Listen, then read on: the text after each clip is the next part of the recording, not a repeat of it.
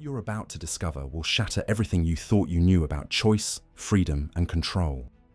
This isn't some surface-level conspiracy theory. This is the blueprint for how entire civilizations are programmed to accept their own enslavement while believing they're free.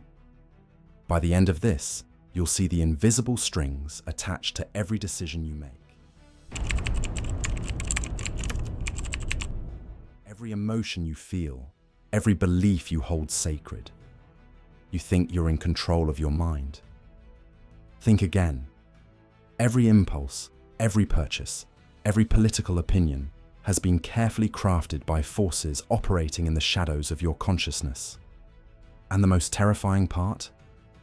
You've been defending this system your entire life without even knowing it exists. This is the anatomy of collective mind control, and once you see it, you can never unsee it. Are you ready to wake up from the dream they've been feeding you? Let's begin. Picture this. New York, 1929. Dozens of elegant women simultaneously light cigarettes during the Easter parade, calling them torches of freedom. A powerful symbol of female rebellion, right? Wrong.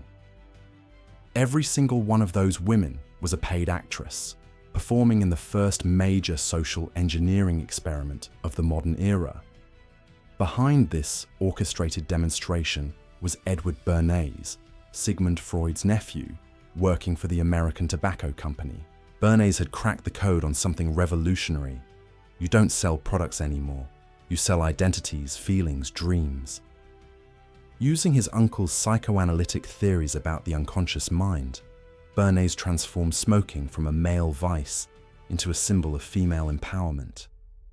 Within years, Lucky Strike sales to women exploded.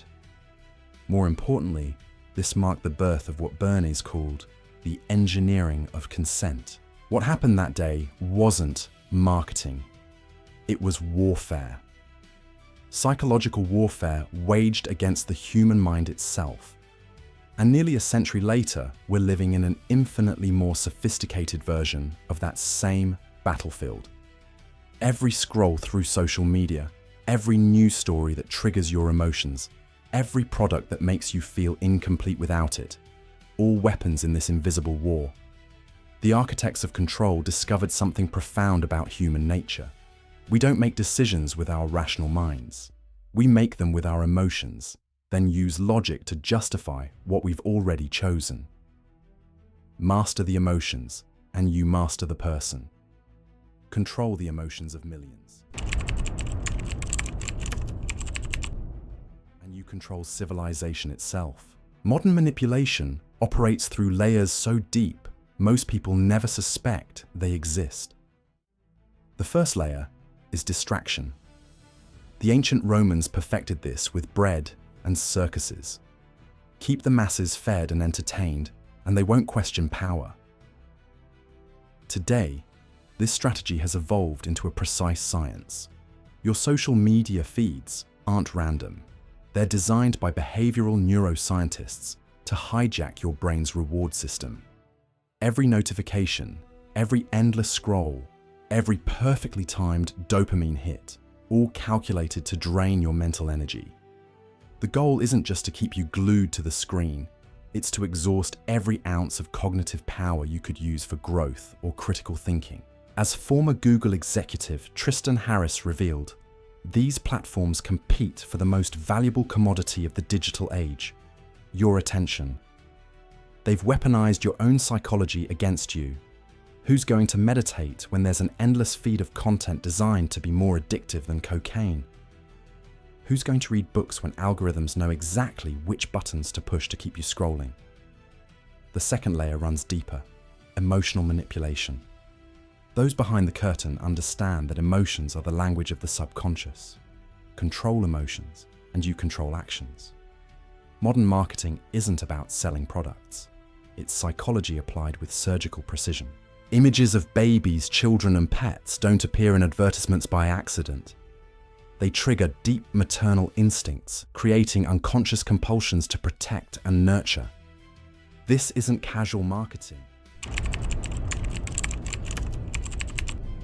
It's neuromarketing.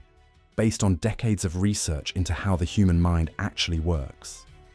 How many times have you made an impulsive purchase and later asked yourself why? That wasn't your failure. That was the system working exactly as designed. You were manipulated through emotional triggers operating below your level of awareness. They know exactly how to spark any impulse they want, to make you buy anything, adopt any opinion, support any cause, just by pushing the right psychological buttons. The third layer is cultural programming. Popular music, movies, and digital content are deliberately dumbed down to treat adults like children. This isn't accidental cultural decay. It's a precise psychological strategy. As Bernays himself wrote, adults question authority and make independent decisions. Children are easily influenced, respond to authority without questioning, and accept simple narratives about complex situations. Every piece of content is engineered to work through constant suggestion, keeping the population in an infantilized mental state.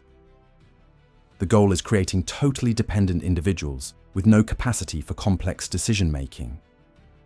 Watch any modern political debate, and you'll see adults behaving like kids fighting during recess. The fourth layer targets your deepest biological drives. The systematic sexualization of culture serves two strategic purposes: profit and consciousness suppression. In men, sexual energy is constantly drained through pornography and cultural hypersexualization, creating chronically fatigued individuals lacking the vital force to question or resist. When conserved, this energy generates personal power and mental clarity. Its constant dissipation produces weak, dependent, and easily controlled men. In women, the strategy is reversed, but equally destructive. Natural feminine energy, which comes from deep connection with authentic power, is corrupted through hypersexualization and objectification. The result is disconnection from genuine feminine strength, creating an existential void that must be filled with compulsive consumerism. This toxic ecosystem feeds itself. The void created by the corruption of natural energies generates a compulsive need to fill it with products, experiences, and superficial relationships. It's a perfectly designed cycle built to generate profit and dependency.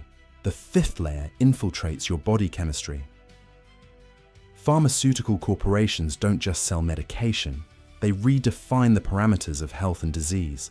Conditions once seen as normal human experiences are now pathologized and medicalized. Natural sadness becomes clinical depression. Introversion turns into social anxiety disorder. Attention issues caused by screen addiction are labeled as disorders requiring chemical intervention. This medicalization serves multiple purposes: astronomical profits, chemical dependency, and most importantly, redefining social and spiritual problems as individual biological defects. Instead of personal transformation or social change, the solution is always more pills, more treatment, more dependency on the system. The food industry operates on similar principles. Using neuroscientific knowledge about the brain's pleasure centers, it creates deliberately addictive products.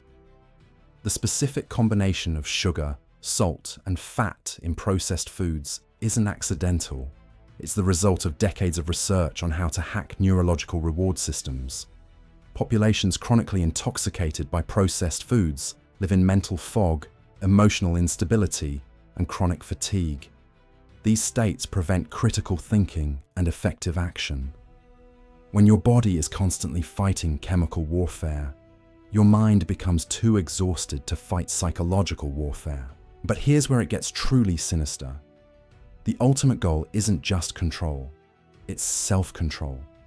The architects of consent want to create a population that polices itself, censors itself, and limits itself while believing they're making free choices. Like tigers trained so thoroughly they no longer need whips, humanity is being conditioned to become its own jailer. The most obedient slaves are those who don't know they're enslaved. They defend their chains, attack anyone who questions the system, and work tirelessly to maintain their own oppression. This is the masterpiece of collective mind control, a population that fights to stay asleep. Every foundational institution operates under this hidden command structure. Education systems teach what to think, not how to think. Media corporations filter not just what you think about, but what you're allowed to think about. Financial systems create artificial scarcity while concentrating wealth. Healthcare systems create chronic patients instead of healthy people. At every level of society, there are conscious or unconscious agents of this agenda. The web of control is so complete that escape seems impossible. But there's one element the architects of control can't manipulate: the natural rhythm of consciousness evolution. We're living in a period of transition. No matter how hard they try to keep humanity asleep, greater forces are at work catalyzing a collective awakening. With each passing year, it becomes harder for the shadow to remain hidden.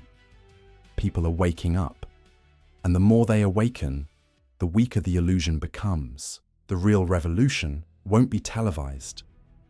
It can't have leaders or symbols, because these would immediately become targets for corruption and sabotage. The revolution must happen in the silence of each individual's consciousness. By breaking your own chains and abandoning your programmed responses, you're actively fighting the current system. But understanding how deep this goes is just the beginning.